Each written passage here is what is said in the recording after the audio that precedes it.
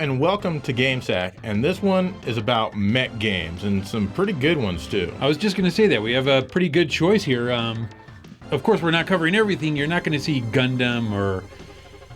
I'm not even watching this episode. We'll review Gundam next time for all you guys, or Robotech even, so... Oh well, no Robotech, no Gundam. Macross. But a lot of other, Macross. Macross. Carrying Macross. But we've got some good ones in here though. Yeah. So anyway, let's just get right onto it.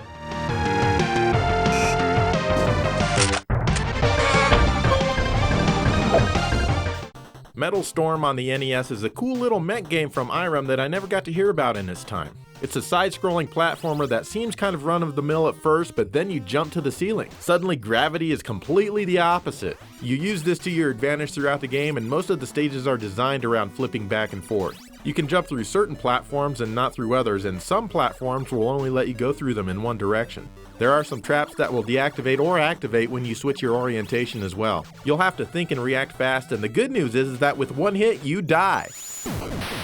Well, there is a power-up which will let you take an extra hit, but those aren't exactly all over the place. Fortunately, there are unlimited continues, and trust me, you're gonna need them. You need to learn the stages and their nuances perfectly in order to get past them. Each stage has 2 sections followed by a boss fight. A lot of the bosses tend to be fairly easy in contrast to the stages themselves. And like pretty much all Irem games, the upper stages border on the ridiculous when it comes to difficulty. For example, screw this stage, it can go to hell!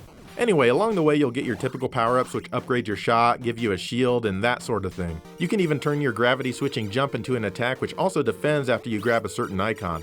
Overall, the controls are very good, and it'll teach you to be precise and fast with the controller. The graphics are amazing for the NES. As you've probably noticed, it scrolls like a Genesis game with multiple layers of overlapping parallax. Some stages even have 3 overlapping layers. It's actually really quite simple how they did this. The background tiles simply animate as you move. It's really all just a single layer, but it's still very impressive. The music is alright. It fits the game just fine, but it's not something you're gonna crank on your ghetto blaster. This is a great game that'll keep you coming back, and I'm glad I was able to get a good deal on it recently.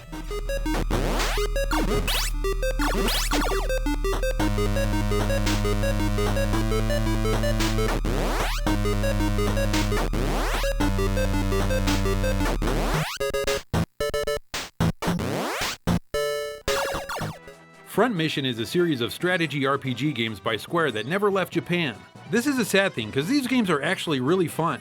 And as fun as they are, I'm actually talking about an offshoot of the series called Front Mission Gun Hazard for the Super Famicom. Just like the original series, the title was never released outside of Japan. What is wrong with these publishers? So Gun Hazard is a side-scrolling action mech game with some RPG elements thrown in. If it were up to me, I'd get rid of the RPG elements and just make this a kick-ass action game. I mean, it already has lots of things that you would want. It has some really nice graphics with lots of detailed artwork, and it has a great soundtrack that just exudes quality. There's lots of depth to each musical track, and it doesn't rely on the same melody playing over and over again. One feature that I really like is the ability to have your character get in and out of his mech at any time. It's fun to get out and just go explore a little bit. You have a jetpack that can go on forever. You can shoot and duck, and your character can get into smaller places that your mech can't reach. The only problem is that your little guy doesn't seem to be as responsive as your mech. If you push a controller pad twice in one direction, you can run, but I had a difficult time making the little man run every time I wanted him to run. Other than that, he's pretty strong and can shoot down bigger mechs with his little pistol. Your mech, on the other hand, controls really well. I like that it can jump really far. I haven't found any spot in the game that requires such a huge leap, but it's still really fun just to be able to do it. So the game levels are laid out on a map screen. You can pick new areas which will advance the story. And being a Squaresoft game, you know it's going to have lots and lots of story. I'm playing the translated version here that you can get on a reproduction card if you like. I'm not sure how precise the translation is, but the story seems to be well written.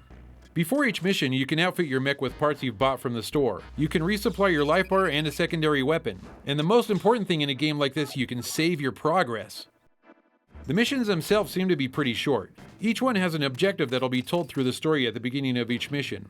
Once the mission is over, you'll earn experience points that will level up your mech in various ways, and you'll get money to buy new equipment. I really need to spend more time with this game. What I played I really liked, even with the RPG stuff. You might like it too, so give it a shot.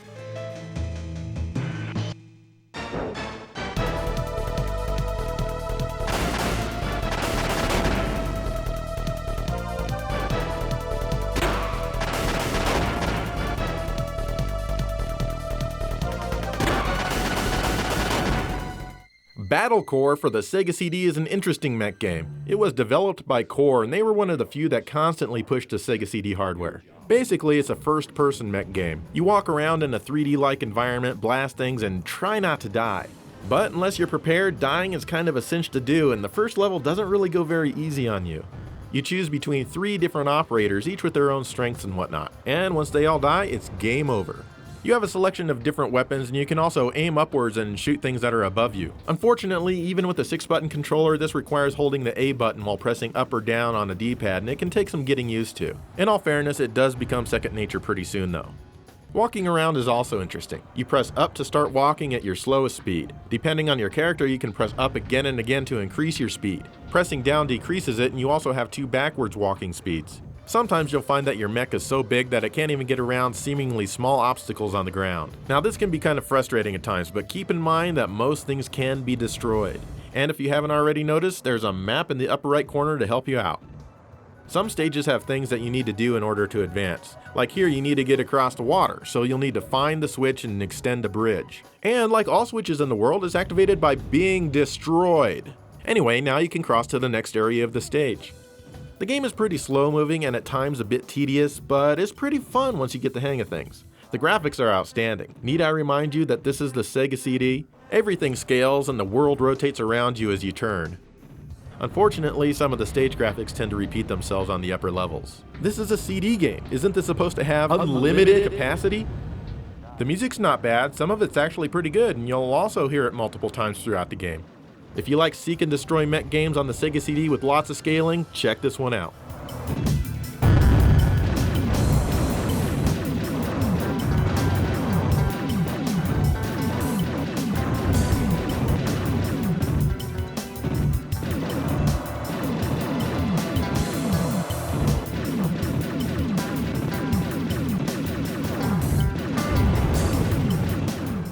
Here's a little mech game called Bangaioh. Sorry for the pun, but just look how small your sprite is. I mean, just tell me that isn't cute. Developed by Treasure, this game was first released on the Nintendo 64 only in Japan in 1999. The game plays as a free-roaming shooter. You control 2 different characters. You can switch between them on the fly, so I'm guessing they're both inside the same mech. The only difference between the 2 is their shot type. One of them has a homing missile attack, and the other has shots that bounce off of the walls and then becomes a homing attack after that. You fly all over medium to large maps, shooting houses and destroying them to gather fruit, all while listening to people cry in pain. Yes, fruit is the magical item in this game that lets you build up a meter that will let you release an all-powerful attack. A mech powered by fruit? This attack emanates from your body in a 360-degree pattern. It also can vary in power. It really all depends on how many enemy bullets are on screen and how close they are to you. The more there are and the closer, the bigger your special attack. Treasure does some crazy things with their games, that's for sure. At certain points during a stage, you'll encounter a boss. He, of course, can unleash a lot of shots just like you. This is the perfect time to do your special attack, as it'll usually destroy the boss within seconds. Anyway, the N64 version controls really well. This is one of the very few games that I can think of that I use the left hand on the crosspad and the right hand on the analog stick. It does feel weird at first, but after a short time, you'll find that it works really well. The graphics are very nice in this version, and the music is really enjoyable. The game does have quite a bit of slowdown at times, but that's to be expected.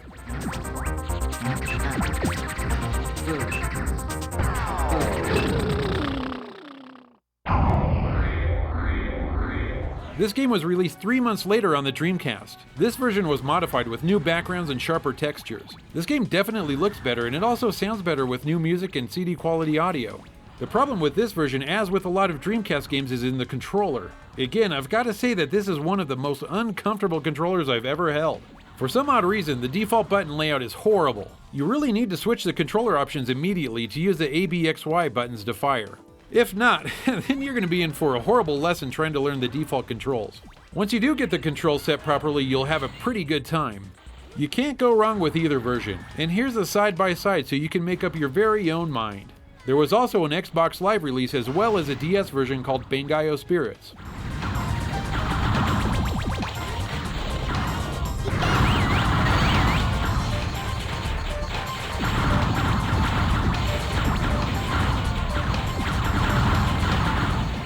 Hardly anyone ever talks about Gungriffon on the Saturn. It was made by Game Arts and released by Sega with very little marketing. It plays kinda similar to Battlecorps on the Sega CD, except this time the controller is faster and more fluid. It's another first-person mech game where you walk around and destroy things.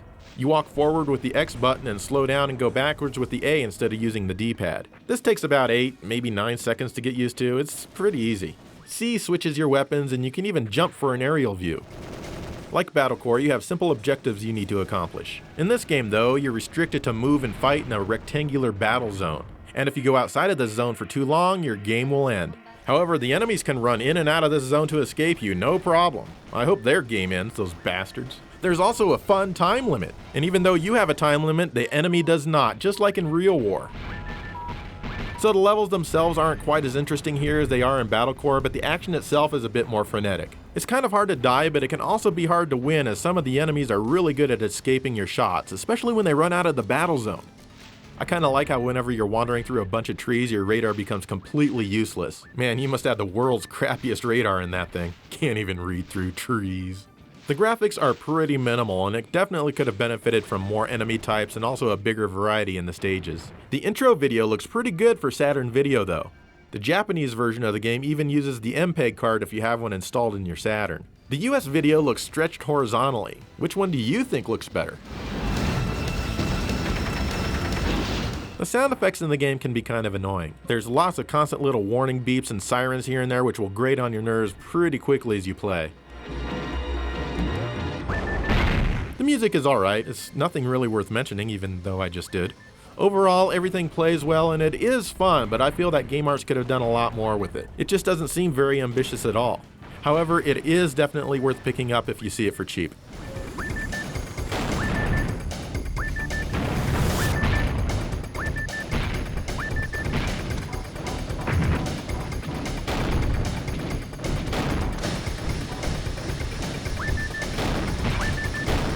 Alright, there you go, we're halfway done. Which did you like better, the N64 version Bangaioh, or Bangaioh, whatever it's called, or the Dreamcast version? I think I like the N64 version, basically. Really? Yeah, because the controls are much smoother. Yeah, granted, the DC version has sharper graphics and some better sound, but... DC, you can't even say Dreamcast.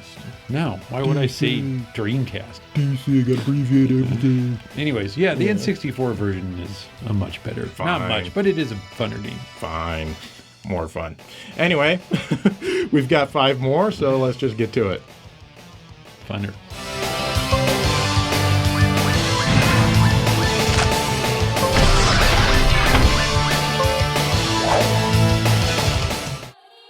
How about Zone of the Enders for the PS2 by Konami? It's a mech game by Hideo Kojima.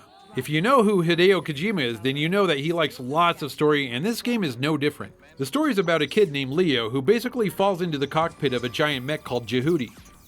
Of course, Leo hates violence and doesn't want to kill anybody, but he still ends up killing anyways.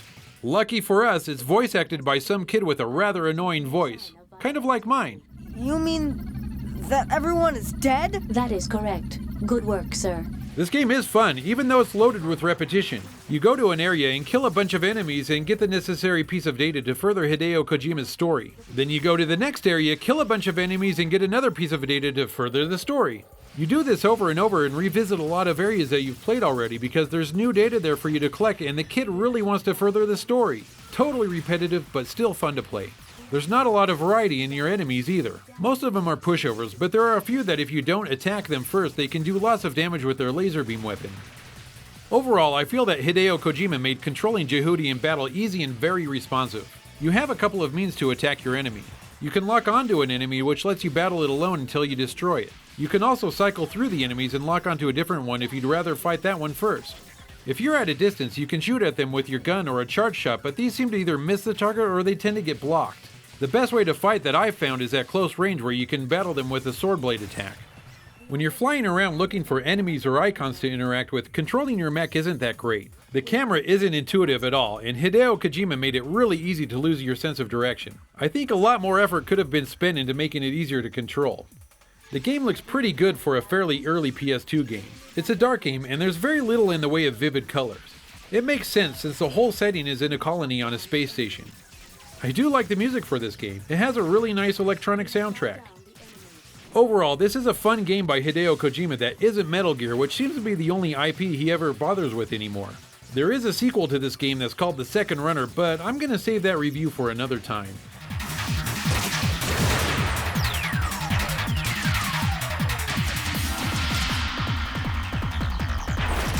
Colony damage increasing due to data.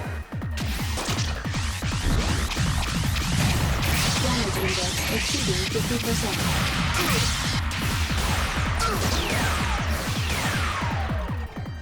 Target Earth was brought over from Japan early in the Genesis's life by DreamWorks. No, not the movie studio. In Japan, this game is known as Assault Suit Leynos, and it's the first game in the series. Basically, you're a mech who's trying to defend Earth from a bunch of rogue humans and their mechs. I got this game right when it came out, and I remember I was trying to play it like a straight-up action game, and I quickly learned that you cannot do this, as I was met with many game over screens in a very short order. Now, normally I don't like games that are so brutal so early on in the game, but it turns out that you have to play it differently. You need to be as defensive as possible, which can sometimes be tough due to the controls, which are kinda slowish. The game actually rewards patience. Your energy will slowly recharge as you're not being attacked. It's slow going, and sometimes you need to make a safe haven for yourself to recharge fully. You also get new weapons after each stage, as well as extra armor and even a jetpack. You're given different objectives in each stage, and sometimes even mid-stage they'll radio in and let you know what you need to do. You also need to choose your weapons wisely. For example, always make sure you bring your LG gun with you, as it will never run out of ammo. If you forget it and use up all your other ammo, and then you get to the end of the stage and something needs to be destroyed, well, you're screwed. And while you can take 2 armors with you for extra defensive power, that also means you can take fewer weapons. Everything is really tough, but at the same time it's really rewarding. I thought the graphics were pretty good back when this was new, but nowadays they just look kinda simple. They still have some nice touches though, like when you're using your jetpack and you're close to the ground and you can see the air blowing on the floor. The music is fantastic. Unfortunately, there's not a ton of it, and the music is shared by a lot of the stages. Although I really hated this game at first, I was stuck with it, and once I got the hang of it, I actually grew to love it. This game really did stick with me over the years. It does take a while to get the hang of things, so try not to get frustrated.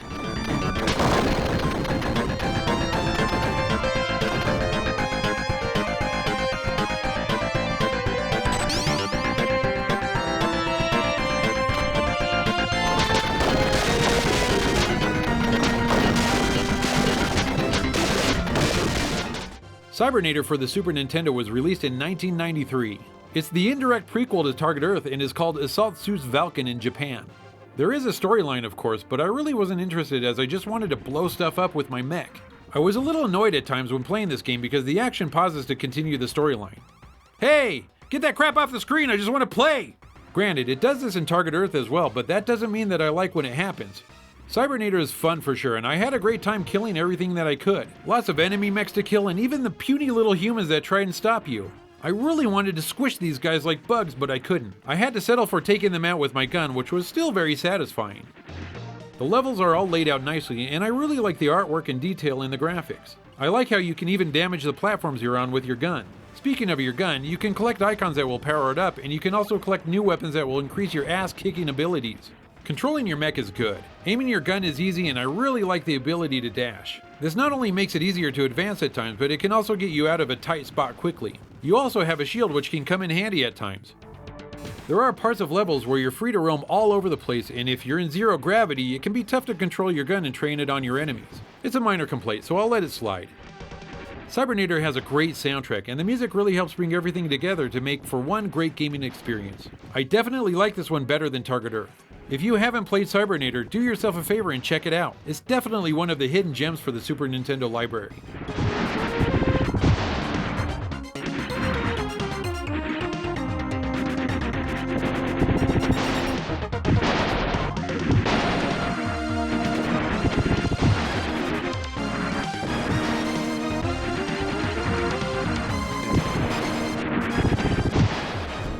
Assault Suit Leynos 2 was released only on the Saturn in Japan. It's the official sequel to Target Earth. It's very hectic and very fun. Unfortunately, to me it seems even tougher than Target Earth does, and certainly tougher than Cybernator. The gameplay is very similar, only much more refined. Now, instead of cycling through each weapon, you can assign weapons to certain buttons on the controller. You still have your jump and rocket boosting ability, but the shield has been brought over from Cybernator as well. And oh man, well, you need to learn how to use this. Like Target Earth, you're going to be seeing the game over screen a lot. But again, the cool thing about this game is that you keep trying and you keep learning. You need to have a lot of patience, and eventually you're going to get it, but it's going to take a lot of that patience. Between levels, you can pick different assault suits and choose your weapons and power-ups. Unfortunately, this is a lot more convoluted than it needs to be. I mean, look at this mess. Your mech can only carry so much, so you've got to mix and match things according to their weight. But different mechs can carry different amounts, so choose your mech carefully according to which stage you're playing. The control is definitely more fluid than it was in Target Earth, and as a result, the action is way more crazy. Your mech repairs itself much faster this time, but you're still going to be surprised at how quickly you can die if you're not careful. Despite the absolutely insane difficulty, I still haven't gotten frustrated with it yet. Well, okay, maybe a little, but it makes me want to keep coming back again and again. The graphics are pretty good for the most part, although they can seem a little fuzzy depending on how far in or out the screen is scaled. As you can see, the mechs resemble Cybernator a lot more than they resemble Target Earth, and I think that's a good thing. The music is plenty good, but trust me, you probably won't even notice it's there because as you play, the action is so intense you're on the edge of your seat just trying not to die. The sound effects are all pretty loud and in your face! If you like Target Earth and Cybernator and you have a penchant for the seemingly impossible, you're gonna love this.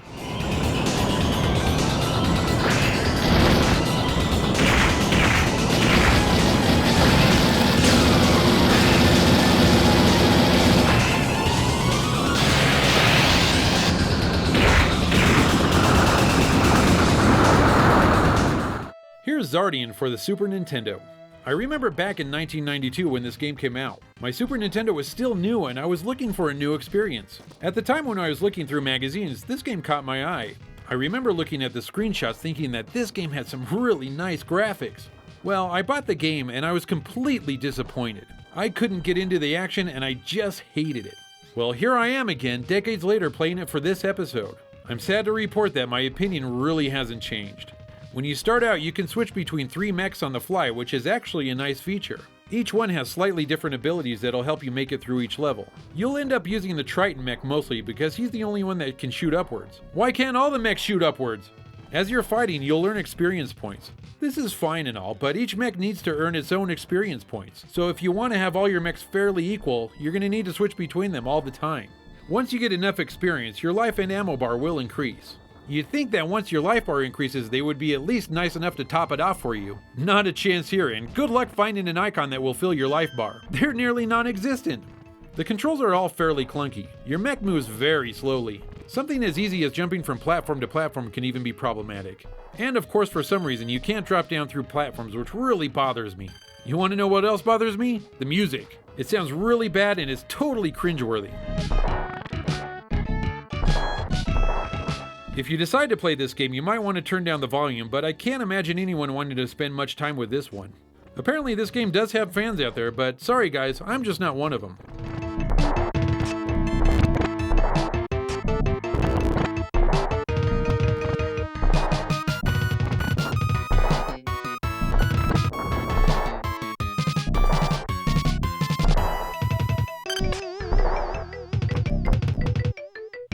And there you go, a bunch of mech games.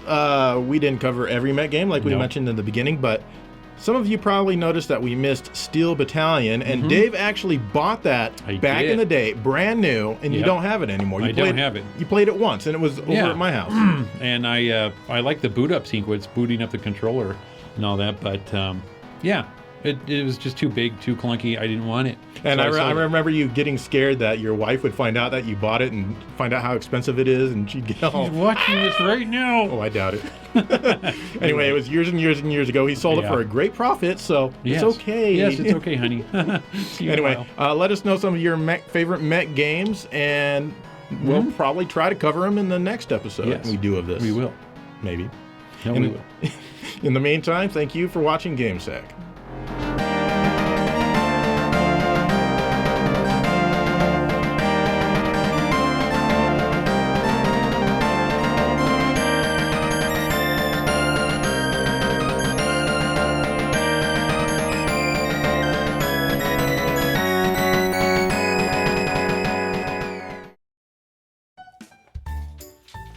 Joe, how about this? For our next mech episode, we could cover Transformers, because, you know, they're mechs.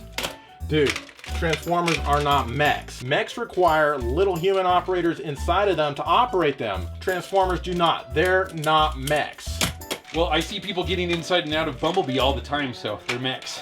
Dude, how dense can you be? Transformers are their own living entities. They operate themselves. They're not mechs. How do you transform this stupid thing? This is stupid. Careful, you're gonna bust your transformer. It's not mine, it's yours. What? Dude! Oh, Scorponok! What did he do to you? Where's your little robot head?